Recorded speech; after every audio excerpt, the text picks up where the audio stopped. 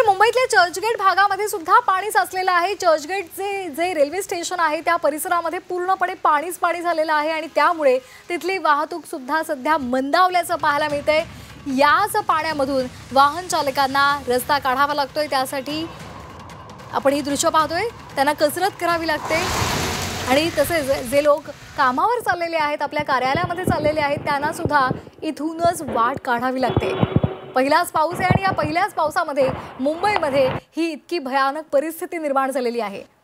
सकाळपासून पावसाचा जोर होता आणि पुढच्या काही तासांमध्ये तो जोर अधिक वाढेल असा अंदाज हवामान विभागाने वर्तवलेला आहे आणि त्यामुळे जर पुन्हा जोरदार पाऊस झाला तर मात्र अत्यंत बिकट परिस्थितीला मुंबईकरांना तोंड द्यावं लागेल।